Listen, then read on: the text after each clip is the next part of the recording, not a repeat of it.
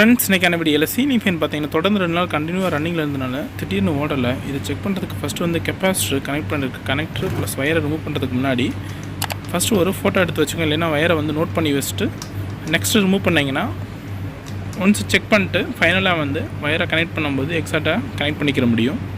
இப்போ பாருங்கள், கனெக்டர்லேருந்து கனெக்ஷனை கட் பண்ணிவிட்டு கெப்பாசிட்டர் வயரை ரிமூவ் பண்ணிக்கிறோம்.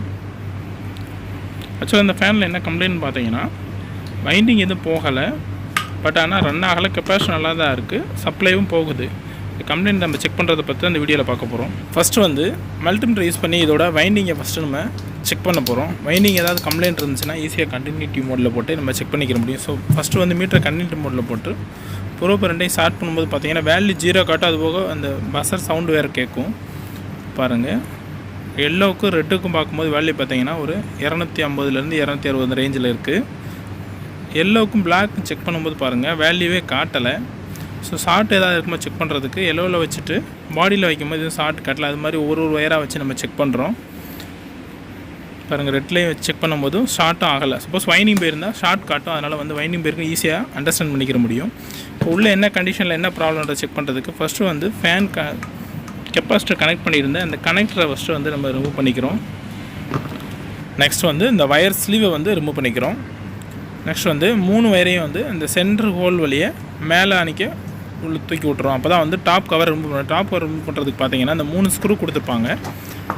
நார்மலாக நம்ம யூஸ் பண்ணக்கூடிய இந்த ஸ்டார்ட் ஸ்க்ரூ ட்ரைவர் யூஸ் பண்ணியே வந்து 3 ஸ்க்ரூ ரிமூவ் பண்ணி டாப் கவரை ரிமூவ் பண்ணிக்கிறோம். ஆல்ரெடி நம்ம சேனலில் வந்து சீலிங் ஃபேனோட வந்து எப்படி வந்து டெஸ்ட் லேம்ப் யூஸ் பண்ணி செக் பண்ணணும், மல்டிமீட்டர் யூஸ் பண்ணி எது ஸ்டார்டிங் எது ரன்னிங் எப்படி செக் பண்ணுறது, கெப்பாசிட்டர் எதில் கனெக்ட் பண்ணணும், அது போக வந்து ரோட்டார் எப்படி ரிமூவ் பண்ணுறது, ஸ்டேட்டார் எப்படி ரிமூவ் பண்ணுறது, ஸ்டேட்டார் எப்படி செக் பண்ணணும், அப்புறம் பாட்டம் பேரிங் டாப் பேரிங் எப்படி சேஞ்ச் பண்ணுறது வீடியோக்கள் நம்ம சேனலில் போட்டிருக்கோம். பாருங்கள், 3 ஸ்க்ரூ ரிமூவ் பண்ணிவிட்டு இந்த ஸ்க்ரூ ட்ரைவர் போட்டு இல்லைன்னா மைனஸை வச்சு லைட்டாக வந்து இந்த கேப்பில் வச்சு லைட்டாக நம்பி விட்டிங்கன்னா வந்து ஈஸியாக ஓப்பன் ஆயிரும்.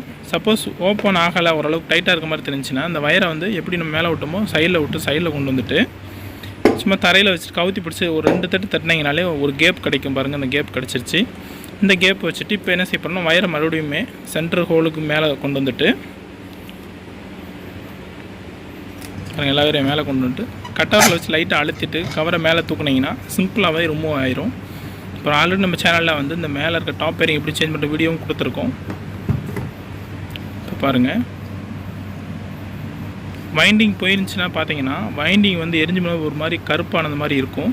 போக மல்டிமீட்டர் யூஸ் பண்ணி செக் பண்ணும்போது ஷார்ட் காட்டும். ஏன்னா வைண்டிங் போகலை, வேறு ஏதோ பிரச்சனை தான் இருக்குது. ஸோ ஃபஸ்ட்டு என்ன செய்ய போகிறோன்னா இப்போ வந்து டாப் கவரை ரிமூவ் பண்ணிவிட்டு நம்ம நார்மலாக எப்படி வந்து கவர் க்ளோஸ் பண்ணியிருக்கும் போது மீட்டரை கண்டினியூட்டி மோடில் செக் பண்ணோமோ அதே மாதிரி வந்து இப்போ கண்டினியூட்டி மோடில் போட்டு ஒன்ஸ் செக் பண்ணி எந்த வயர் கம்ப்ளைண்ட்றதை வந்து ஈஸியாக நம்ம உறுதிப்படுத்திக்கலாம். இப்போ பாருங்கள், ரெட்டுக்கும் எல்லோவுக்கும் வரையில் பார்க்கும்போது 260 காட்டுது. ஸோ இந்த 2 வயர் பிரச்சனை இல்லை. இப்போ இந்த பிளாக் வயரில் வைக்கும்போது பாருங்கள், பிளாக் வயர் வந்து கண்டினியூட்டியே காட்டலை. மற்ற எந்த வயரில் வச்ச பிளாக் ரெட்டு வச்சாலும் பிளாக் எல்லோவும் காட்டலை. பாருங்கள், இந்த வயர் அப்போ இந்த பிளாக் வயர் தான் கம்ப்ளைண்ட்டு.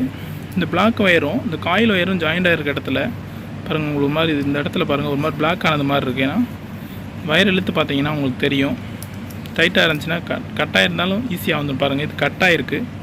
அதனால தான் நமக்கு வந்து ஃபேன் வந்து ரன் ஆகலை. ஸோ சீலிங் ஃபேன் வந்து கண்டினியூவாக ரன்னிங்கில் இருந்து திடீர்னு வந்து இந்த மாதிரி ஃபேன் நின்றுச்சுன்னா வைண்டிங் போகாமல் இந்த மாதிரி கம்ப்ளைண்ட் வரும்போது வந்து இந்த மாதிரி வந்து கட்டாக இருக்கும். அதுக்கு வந்து ஃபஸ்ட்டு வந்து சால்ட்ரிங் ஏனை வந்து ஆன் பண்ணி வச்சுக்கிறோம்.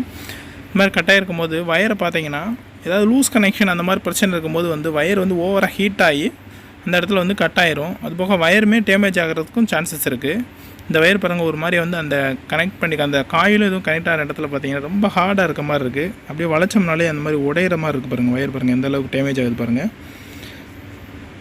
இந்த மாதிரி இருக்க கண்டிஷனில் இதை வயரை ஸ்லீவ் எடுத்து போட்டிங்கன்னா வயரோட லென்த்துமே குறைஞ்சிரும். அது போக வந்து போகிற வோல்டேஜும் வந்து ஃபுல்லாக போகாது, ட்ராப் ஆக சான்சஸ் இருக்குது. அதனால் வந்து இந்த பாருங்கள் வயர் எந்த அளவுக்கு கட் ஆகிருக்கு பாருங்கள், எரிஞ்சு போயிருக்குன்னு பாருங்கள். ஸோ சேம் வயர் வந்து அதே டிஸ்டன்ஸில் அதே லென்த்துக்கு வந்து எடுத்துகிட்டு அந்த ஓல்டு வயரை வந்து ஃபஸ்ட்டு ரிமூவ் பண்ணிவிட்டு நியூ வயரை வந்து கீழேருந்து அந்த ஹோல் வழியாக வந்து நார்மலாக எப்படி நம்ம கனெக்ஷனில் இருந்துச்சோ அதே மாதிரி வந்து உள்ளே விட்டுட்டு மேலே கூடி எடுத்துகிட்டு நெக்ஸ்ட்டு வந்து கீழேயுமே ஒரு ஸ்லீவ் மாதிரி கொடுத்துட்டாங்க. ஸ்லீவுக்குள்ளே ஊடி எடுத்துக்கிறோம். அவ்வளோதான், ஸ்லீவுக்குள்ளே ஊடி எடுத்துகிட்டு வயரை நுனியில் வந்து கொஞ்சம் ஸ்லீவ் எடுத்து விட்டுட்டு, இப்போ தான் நம்ம வந்து வயரை சால்ட்ரிங்கோ இல்லைன்னா டைட்டாக முறுக்கிறதுக்குமே அந்த இன்சுலேஷன் ஃபஸ்ட் ரிமூவ் பண்ணி விடணும். இன்சுலேஷன் ரிமூவ் பண்ணிவிட்டு சால்ட்ரிங் பண்ணுறது மாதிரி சுச்சுவேஷன் இல்லைனாலும் நீங்கள் முறுக்குறீங்கன்னா மேலே இருக்க அந்த ஸ்லீவ் வந்து கொஞ்சம் ஒரு இன்சுலேஷன் மாதிரி இருக்கும். அந்த இன்சுலேஷன் லைட்டாக வந்து வயரை கொஞ்சம் தேய்ச்சி விடுங்க. இல்லை கத்தி இல்லைன்னா இந்த மாதிரி இந்த கட்டரை வச்சு லைட்டாக தேய்ச்சி பார்த்தீங்கன்னா ஒரு மாதிரி அந்த மேலே இருக்க இன்சுலேஷன்லாம் கொஞ்சம் ரிமூவ் ஆயிரும். நெக்ஸ்ட்டு சால்ட்ரிங் பண்ணும்போது குயிக்காகவும் சால்ட்ரிங் பண்ணிக்கிற முடியும். வயரை வந்து அந்த இன்சுலேஷன் வழியை வந்து அந்த உள்ளே கூடி விட்டு எடுத்துக்கிறோம். இந்த மாதிரி உள்ளே கூடி விடும்போது கொஞ்சம் எக்ஸ்ட்ரா லென்த்தை கீழே வச்சுக்கோங்க. அப்போ தான் வந்து நம்ம முறுக்கிட்டு டைட்டாக முறுக்கிட்டு சால்ட்ரிங் பண்ணுறதுக்கும் கொஞ்சம் வசதியாகவும் இருக்கும். நெக்ஸ்ட் வந்து எக்ஸ்ட்ரா இருக்க லீடை வந்து அப்புறம் நம்ம மேலே தூக்கிக்கலாம். இந்த மாதிரி நல்லா டைட்டாக முறுக்கிட்டு டைட்டாக முறுக்கியாச்சு. சரிதுங்களா? நெக்ஸ்ட் என்ன பண்ண போகிறோன்னா லெட்டை யூஸ் பண்ணி சால்ட்ரிங் பண்ண போகிறோம். சால்ட்ரிங் பண்ணுறதுக்கு முன்னாடி வந்து கொஞ்சம் பேஸ்ட் அப்ளை பண்ணிக்கிறோம். இந்த மாதிரி நீங்கள் சால்ட்ரிங் பண்ணும்போது வந்து அந்த சால்ட்ரிங் லெட்டு வந்து கரெக்டான தேவைக்கான அளவு எடுத்து கையில் வச்சுட்டு சால்ட்ரிங் பண்ணுங்கள். ஒருவேளை அதிகமாக எடுத்து சால்ட்ரிங் போது மிஸ் ஆகி சப்போஸ் வைண்டிங்கில் படிச்சுன்னா அந்த இடத்துல வைண்டிங் டேமேஜ் ஆக சான்ஸ் இருக்குது. அதனால் வந்து சும்மா லைட்டாகவே லெட்டு வச்சு கொஞ்சம் கொஞ்சமாக வந்து கொஞ்சம் பொறுமையாக சால்ட்ரிங் பண்ணிங்கனாலே குயிக்காகவும் சால்ட்ரிங் பண்ணிட முடியும். இப்போ பாருங்கள், நம்ம நீட்டாக சால்ட்ரிங் பண்ணிட்டோம். ஸோ அந்த கனெக்ஷனை வந்து உள்ளே கூடி விட்டு அந்த சால்ட்ரிங் பண்ணுற இடத்த வந்து அந்த இன்சுலேஷன் சைடு வந்து இருக்க மாதிரி சென்டருக்கு இருக்க மாதிரி வந்து கொஞ்சம் கொண்டு வந்துடுறோம். அதுபோக எக்ஸ்ட்ரா இருக்க வயரையுமே நம்ம வந்து மேலே கூடி வந்து அந்த எல்லோ ரெட் இருக்க வயர் வரைக்குமே இழுத்து விட்டுக்கிறோம்.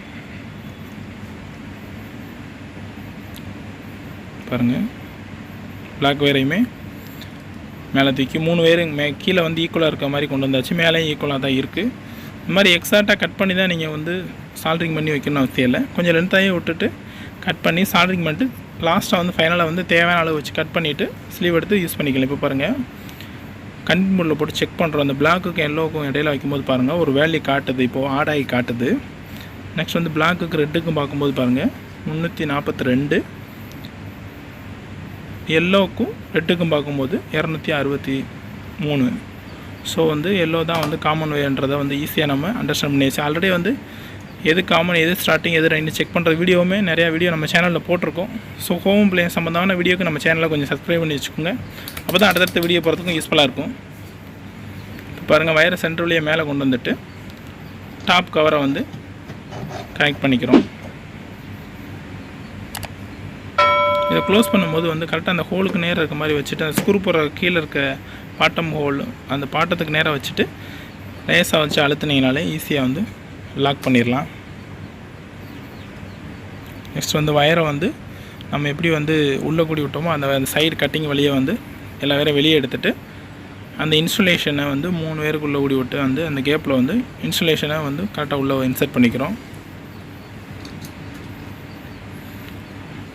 நெக்ஸ்ட் வந்து டாப் கவர் ரிமூவ் பண்ண அந்த 3 ஸ்க்ரூவை வந்து 1 பை 1 கனெக்ட் பண்ணிட்டு லாஸ்ட்டாக வந்து ஃபுல் டைட் பண்ணிக்கிறோம்.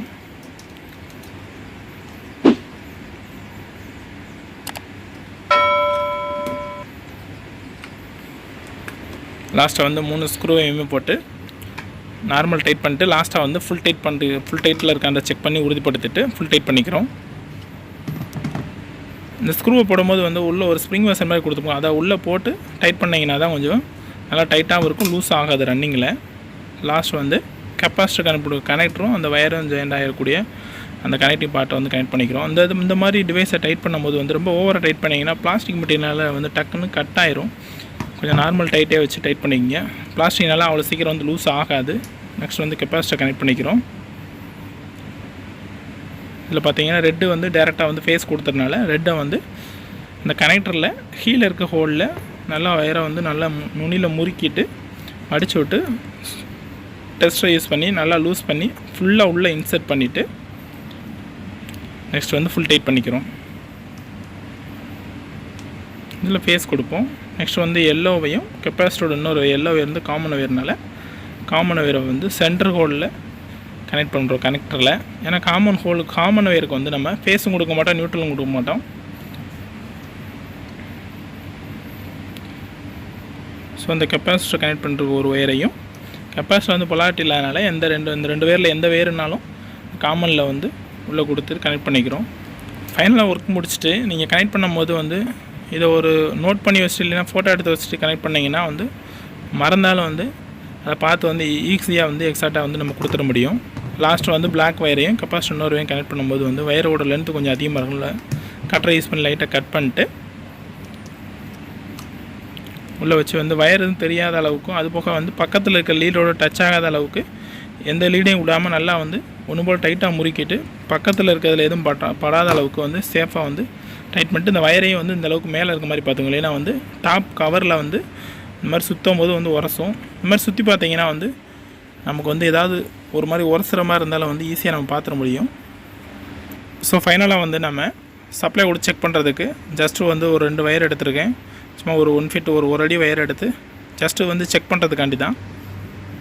இப்போ எனக்கு 2 வயரை வந்து கனெக்ட் பண்ணிட்டு எக்ஸ்டர்னல் பாக்ஸை யூஸ் பண்ணி வந்து பவர் சப்ளை கொடுத்து இந்த ஃபேனோட ரன்னிங் இப்போ நம்ம செக் பண்ண போகிறோம். அதுக்கு வந்து ஸ்க்ரூ ட்ரைவர் வச்சு லைட்டாக வந்து தூக்கி பிடிச்சிட்டு வயரை உரசாத அளவுக்கு கொஞ்சம் தூக்கி பிடிச்சிட்டு சுவிட்சை ஆன் பண்ண போகிறோம். இப்போ பாருங்கள் ஃபேனோட கண்டிஷன் வந்து நல்லாவே இருக்குது. ஸோ இந்த மாதிரி வந்து நீங்கள் ஃபேன் கம்ப்ளைண்ட் இருந்தால் வைண்டிங் போயிருக்கான்றதை செக் பண்ணிவிட்டு நெக்ஸ்ட் வந்து சர்வீஸ் பார்த்துங்க. வீடியோ பிடிச்சா லைக் பண்ணிக்கங்க. தேங்க்யூ.